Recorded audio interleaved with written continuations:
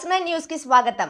డోన్ పట్టణంలో జాతీయ రోడ్డు భద్రత మాసోత్సవాలలో భాగంగా మోటార్ వాహనాల తనిఖీ అధికారి క్రాంతి కుమార్ ఆధ్వర్యంలో హెల్మెట్ ధరించి బైక్ ర్యాలీ నిర్వహించడం జరిగింది.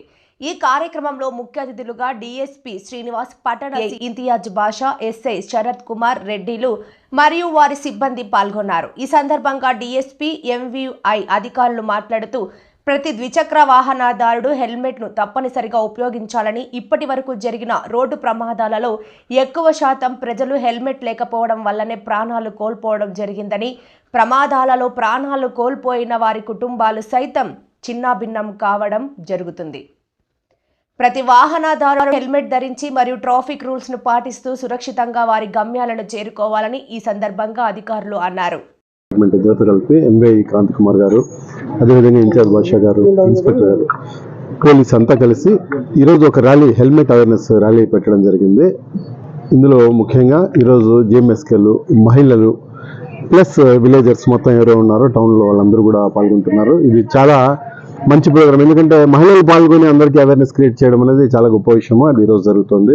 ఈ మధ్యకాలంలో లాస్ట్ నేను వచ్చినప్పటి నుంచి ఒక 4 monthsలోనే వితౌట్ హెల్మెట్ సుమారు ఒక 5 to 6 డెత్స్ అయ్యాయి సబ్ డివిజన్లో. దయచేసి ప్రతి ఒక్కరూ కూడా హెల్మెట్ పెట్టుకోండి. హెల్మెట్ వాల్యూ ఇప్పుడు తెలియదు, యాక్సిడెంట్ అయినప్పుడు, హెడ్ ఇంజరీ అయినప్పుడు దాని వాల్యూ తెలుస్తుంది.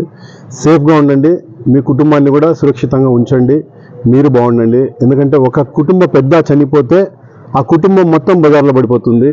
దయచేసి మళ్ళీ చెప్తున్నా, రాంగ్ రూట్లో వెళ్ళొద్దు, హెల్మెట్ పెట్టుకోండి, ట్రాఫిక్ రూల్స్ వైలేట్ చేయొద్దు. చాలా యాక్సిడెంట్స్ రాంగ్ రూట్లో వెళ్ళడం వల్లే జరుగుతుంది. మనం ఏదో కక్కుర్తిపడి ఒక 500 మీటర్లకు ఎందుకు పోవాలి అంత దూరం ఆపోజిట్లో పోదాం అనుకుంటే ఖచ్చితంగా అది ప్రాణానికి తెగించి ప్రాణం పరంగా పెట్టి చేసే ప్రయాణం 500 మీటర్లు. దయచేసి 1 way నుంచి పోవద్దు, తిరిగి యూటర్న్ ఎక్కడ ఉంటుందో అక్కడి నుంచి పోండి. ముఖ్యంగా ఈ దొరపల్ల బ్రిడ్జ్ దగ్గర చాలా జరుగుతుంది. మొబైల్ మా వాళ్ళు అవేర్నెస్ ప్రోగ్రామ్ క్రియేట్ చేసి చెప్తున్నారు. ప్రొజెక్టర్ ద్వారా విలేజ్లో కూడా చెప్తున్నాము. ఈ సందర్భంగా అందరికీ విజ్ఞప్తి చేసేది ఏమంటే, ట్రాఫిక్ రూల్స్ అందరూ పాటించండి. దయచేసి అందరూ కూడా హెల్మెట్ ధరించండి. మీరు సురక్షితంగా ఉండండి, మీ కుటుంబాన్ని కూడా సురక్షితంగా ఉంచండి. Thank you. అందరికీ నమస్కారం అండి.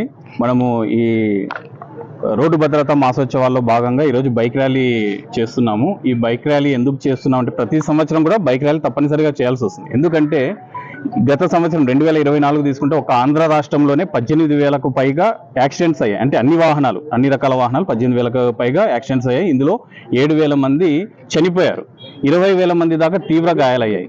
ఇన్ని యాక్సిడెంట్స్లో ఇన్ని రకాల వెహికల్స్ ఉంటే ఒక్క 2-wheeler మాత్రం ఇందులో 40% ఉన్నాయన్నమాట.